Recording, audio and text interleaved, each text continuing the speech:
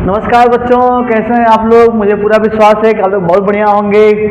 दोस्तों, आपको मैंने लिमिट के क्वेश्चन बताने का ढेर सारा प्रयास किया और मुझे ढेर सारे बच्चों का व्यू मिला कि सर लिमिट का क्वेश्चन परमानेंटली अब डाउट दूर हो गया है, अब हम लोग किसी भी टाइप के सवाल लगा पा रहे हैं। तो आइए आज हम उन्हीं की श्रृंखला में कंटिन्यूटी स्टार्ट करते हैं।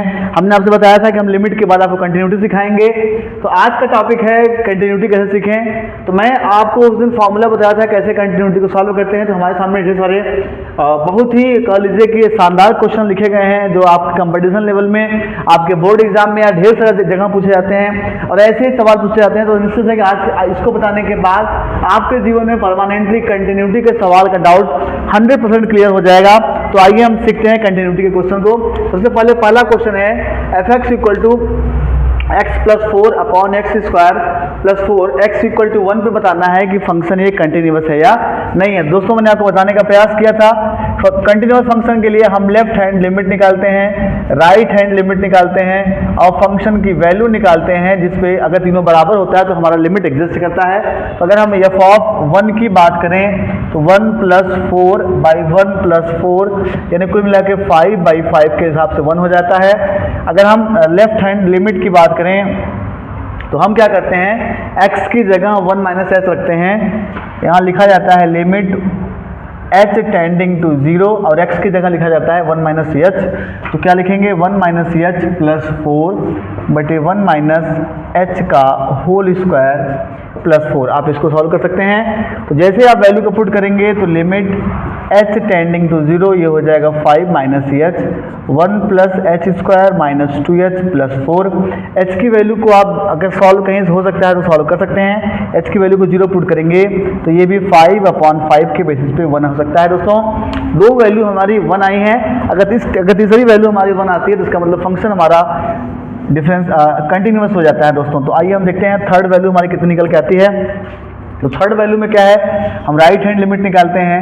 राइट हैंड लिमिट निकालने का तरीका क्या है कि हम एफ ऑफ 1 प्लस एच पे वैल्यू को कैलकुलेट करेंगे। तो यहाँ लिखेंगे limit h tending to 0 x की जगह 1 प्लस एच प्लस 4 बटे 1 प्लस एच का होल स्क्वायर प्लस 4। तो limit h tending to 0 5 plus h बटे 1 plus h square plus 2h plus 4।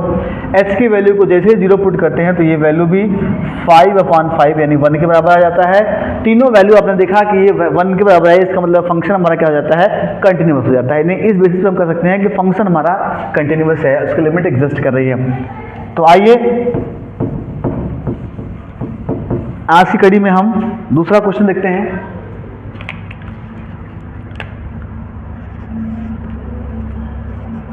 F x, चलिए पहले हम फंक्शन की वैल्यू, हमें फंक्शन की वैल्यू 0 पे दिया ही है पहले से 1, तो हम एफ ऑफ 0 माइनस एच पे वैल्यू को कैलकुलेट करते हैं।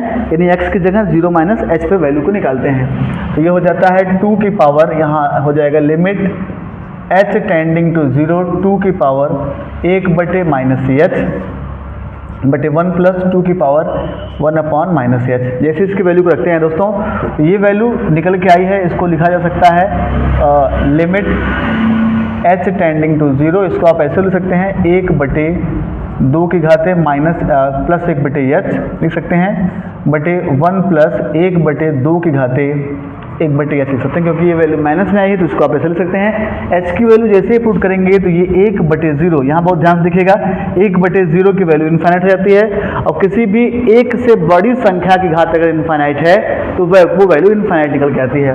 तो ये वैल्यू कुल मिला के क्या निकल के आएगी, 1 by infinite upon 1 plus 1 by infinite, और ये 1 बाई इनफाइनाइट की वैल्यू को हम सॉल्व कर लेते हैं। 1 बाई इनफाइनाइट की वैल्यू 0 अपॉन 1 प्लस 0 के बेसिस पे ये वैल्यू निकल के आती है 0। तो इस प्रकार से हमारी लेफ्ट हैंड लिमिट की वैल्यू और राइट हैंड लिमिट दोनों की वैल्यू 0 0 निकल के आती है। और हम आगे बढ़ते हैं आगे की वैल्यू के लिए, यदि हम राइट हैंड लिमिट निकालने का प्रयास करते हैं। तो राइट हैंड लिमिट की वैल्यू को हम सॉल्व करने का प्रयास करते हैं और देखते हैं कितनी वैल्यू निकल के आती है। तो जब हम राइट हैंड लिमिट की वैल्यू को कैलकुलेट करते हैं तो लिमिट h टेंडिंग टू 0, अब क्या रखते हैं 2 की power 1 by H upon 1 plus 2 की पावर 1 बाई एच। जैसे हम h की वैल्यू को 0 पुट करते हैं तो ये वैल्यू 1/0 यानी 2 की पावर 0 इनफाइनाइट निकल के आता है, और यहाँ 1 + 2 की पावर इनफाइनाइट निकल के आता है। और 2 की पावर इनफाइनाइट का मतलब इनफाइनाइट, प्लस 1 + इनफाइनाइट के बेसिस पे ये इंडिटरमिनेट फॉर्म या इनफाइनाइट हो जाता है, जो कि डिफाइंड नहीं है, क्योंकि ये इनफाइनाइट बाई इनफाइनाइट टर्म हो जाता है, जो कि डिफाइंड नहीं है। इसलिए हम कह सकते हैं कि लिमिट हमारा यहाँ एग्जिस्ट नहीं करता है। तो इस बेसिस पे हम इसको सॉल्व कर सकते हैं दोस्तों। तो आगे हम बढ़ते हैं दूसरे थर्ड क्वेश्चन पे, हम थर्ड क्वेश्चन की तरफ बढ़ते हैं। उसमें भी सेम चीज़ है, वहाँ भी हमें बताया जाता है कि क्या ये लिमिट एग्जिस्ट करता है या नहीं करता है। तो आइए हम थर्ड क्वेश्चन की तरफ बढ़ के इसका भी डाउट क्लियर करते हैं कि क्या ये फंक्शन कंटिन्यूअस है या नहीं है। तो जैसा कि हमें सवाल में दिया ही है कि 0 पे लिमिट कितनी है, 0 यानी f(0), एक वैल्यू हमें पहले से 0 दी गई है, हम 0 - h पे कैलकुलेट करने का प्रयास करते हैं। तो 0 से पहले निकालते हैं, तो हम लिखते हैं लिमिट h टेंडिंग टू 0, और हमने बताया कि x की जगह क्या रखना है, -h अपॉन 1 + e की पावर 1/-h रखते हैं। जैसे हम इसकी वैल्यू रखते हैं दोस्तों, तो ये वैल्यू निकल के आती है limit h tending to 0 -h, ये 1 अपॉन में हो जाता है, जिसका ऐसे मल्टीप्लाई करते हैं, फिर इसको ऊपर ले जाते हैं। तो ये कुछ ऐसे निकल के आता है कि e की पावर इतना बटे 1 + e की पावर 1/h। जब आप इसको इस रूप में सॉल्व करते हैं दोस्तों, तो ये इस प्रकार से हो जाता है। अब जैसे ही आप h की वैल्यू को 0 पुट करते हैं, तो ये मान 0 हो जाता है। तो ये सारा वैल्यू जो भी जिससे गुणा भाग किया जाएगा वो कितना निकल के आता है, 0। जैसा कि हमें फंक्शन की वैल्यू 0 मिल गई, लिमिट लेफ्ट हैंड लिमिट 0 मिल गया। अब हम थर्ड टॉपिक पे आते हैं। थर्ड हमें निकालना होता है राइट हैंड लिमिट, और राइट हैंड लिमिट का ट्रिक क्या है दोस्तों कि हम निकालते हैं f(0 + h), यानी x की जगह हमें क्या रखना होता है, h रखना होता है, और यहाँ रखना होता है limit h tending to 0 1 + e की पावर 1/h रखना होता है दोस्तों। जैसे हम इसको रखते हैं तो h की वैल्यू 0 होने का ये 0 होता है, 1 + 1/0 की वैल्यू इनफाइनाइट होती है, तो e की पावर इनफाइनाइट का मतलब इनफाइनाइट हो जाता है।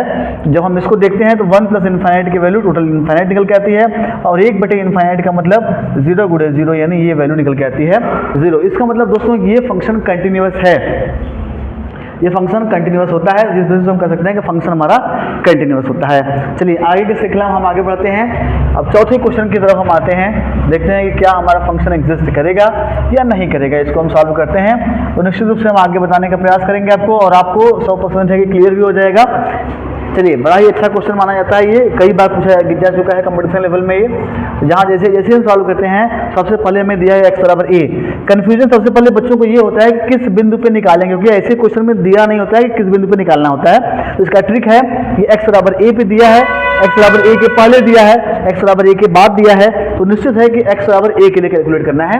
तो यहाँ हमें f(a) की वैल्यू दी गई है 0, f(a) से पहले f(a - h) के लिए हम जब करेंगे तो a से पहले ये है, तो ये हो जाएगा limit h tending to 0, x की जगह हो जाएगा a - h का होल स्क्वायर बटे a - h। जैसे क्योंकि फंक्शन भी हम वही लेंगे, हम इसको सॉल्व करने का अगर प्रयास करें दोस्तों, देखिए क्या निकल के आता है, limit h tending to 0 a² + h² -2ah बटे a माइनस a निकल के आता है। h की वैल्यू को हमें 0 पुट करना है और इसको डिवाइड भी करना है, तो a + h² upon a minus 2h minus a, यहाँ लिखा जाएगा लिमिट h टेंडिंग टू 0। जैसे हम देखेंगे तो ये a से कट जाता है। h की वैल्यू को हम अगर हम सॉल्व करने का प्रयास करें,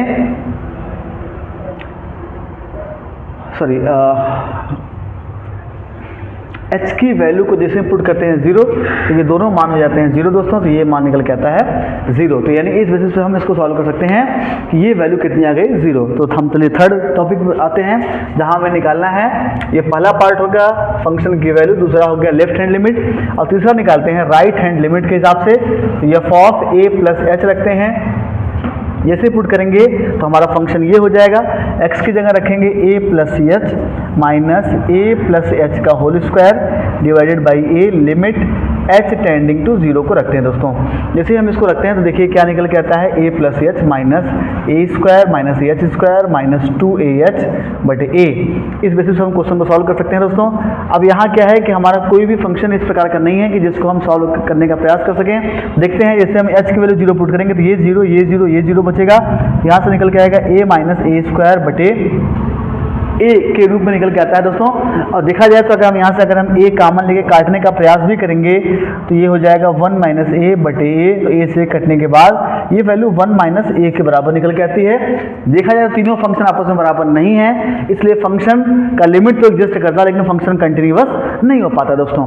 तो आइए नेक्स्ट क्वेश्चन देखते हैं जो हमारा सबसे इंटरेस्टिंग और सबसे चैलेंजिंग क्वेश्चन है, जिसको हम बहुत से बच्चे अपने समय में बहुत परेशानी फील करते होंगे कि इसको कैसे हल किया जाए। तो आइए, सबसे इंटरेस्टिंग क्वेश्चन, और ये कई बार बड़े लॉन्ग में पूछा जाता है क्योंकि इसमें ढेर सारे मार्क्स होते हैं, ढेर सारे पॉइंट्स होते हैं जिसको हमें कैलकुलेट करना होता है, इसलिए ज़्यादा मार्क्स का क्वेश्चन पूछा जाता है। जो बच्चे पॉलिटेक्निक में पढ़ते हैं उनके लिए सबसे इंपॉर्टेंट क्वेश्चन है।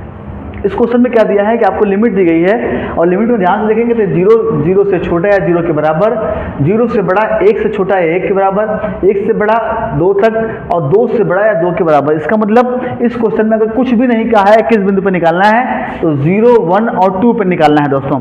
तो आज मैं आपको इसमें से केवल 0 और 1 पर निकालने के बताना सिखाऊंगा और आपको 2 पे सूत्र निकालना है।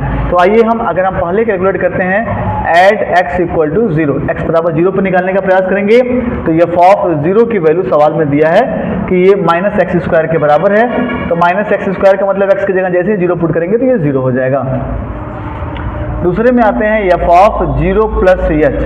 0 प्लस एच का मतलब हमें 0 से थोड़ा बड़े के लिए निकालना होता है, तो 0 से बड़े के लिए फंक्शन हमारा ये है, तो फंक्शन में हम इसको रखेंगे और x की जगह रखेंगे h। 0 प्लस एच का मतलब h रखा जाएगा माइनस एच। h की वैल्यू को 0 पुट करोगे तो ये कितना निकल के आता है -4। और जैसे ही -4 निकल के आता है दोस्तों तो हम कह सकते हैं कि हमारा फंक्शन एग्जिस्ट नहीं कर रहा, क्योंकि यही दोनों एग्जिस्ट नहीं कर रहे हैं तो थर्ड निकालने की आवश्यकता नहीं है।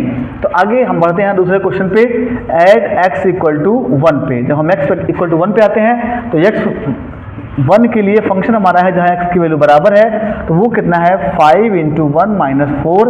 उस बेसिस पे 5 माइनस 4 यानी 1 निकल के आता है। फिर हम आगे बढ़ते हैं 1 से थोड़ा सा कम, तो यहाँ 1 के बराबर भी दिया है, x की वैल्यू 1 के बराबर दी है और x की वैल्यू 1 से छोटी भी दी गई है। इसका मतलब इसके लिए भी फंक्शन हमें यही लेना पड़ता है, क्योंकि 1 माइनस एच का मतलब 1 से थोड़ा छोटा और 1 से छोटे का मतलब के लिए हमें फंक्शन लेना पड़ेगा 5x माइनस 4। तो यहाँ लिखेंगे 5x की जगह 1 माइनस एच माइनस 4 लिखा जाएगा। तो उस बेसिस पे देखें, देखो दोस्तों कितना हो जाएगा, limit h tending to 0 5 minus 5h minus 4, h की वैल्यू को 0 पुट किया जाएगा तो ये वैल्यू भी निकल के आएगी 1। और अगर हम देखें तो थर्ड पार्ट जो हो जाता है राइट हैंड लिमिट जिसको हम कहते हैं तो वो निकल के आता है 1 से बड़े के लिए। तो 1 से बड़े के लिए फंक्शन हमारा हो जाएगा, यानी फंक्शन की वैल्यू में रखा जाएगा h टेंडिंग टू 0 और इस फंक्शन को लिया जाएगा तो 4 1 प्लस h का whole square minus 3 1 plus h की वैल्यू को अगर डायरेक्टली हम 0 कर दें तब भी कोई दिक्कत नहीं है, तो ये 0 हो जाएगा। तो ये निकल के आता है 4 माइनस 3 यानी 1। देखा जाए तो तीनों मान आपस में क्या है, बराबर हैं। तो आप कह सकते हैं कि x बराबर 1 पे फंक्शन कंटिन्यूअस है, x बराबर 0 पे फंक्शन कंटिन्यूअस नहीं है। तो दोस्तों जैसे कि हमने आपको बताने का प्रयास किया, जैसा कि मैंने आपको बताने का प्रयास किया कि फंक्शन 3 बिंदुओं पर निकालना है, तो मैंने 2 निकालने का प्रयास किया। निश्चित है कि अगर आपको वीडियो समझ में आएगा तो आज आप कमेंट बॉक्स में x इक्वल टू 2 पे कैलकुलेट करके बताने का प्रयास करेंगे और इसी प्रकार से लगातार हमारे वीडियो पे बने रहिए दोस्तों। जैसे कि हमने लिमिट और कंटिन्यूटी के टॉपिक को कंप्लीट किया है, नेक्स्ट टॉपिक में हम अवकलन की तरफ बढ़ेंगे, जिस वजह से आपके मन में उठने वाले सभी अवकलन के डाउट क्लियर हो जाएंगे। मुझे पूरा विश्वास है कि आपको वीडियो 100% क्लियर समझ में आया होगा, आपके 100% डाउट भी क्लियर हो चुके होंगे। लगातार ऐसे ही हमारे वीडियो पे बने रहें, अपने दोस्तों से बताएं, अपने लोगों से सब्सक्राइब कराएं जो भी लोग इच्छुक हैं, और लगातार अपनी छोटी छोटी समस्याओं को कमेंट बॉक्स में लिखें ताकि हम आपकी समस्याओं को परमानेंटली दूर कर सकते हैं। नमस्कार, आपका दिन मंगलमय हो। धन्यवाद।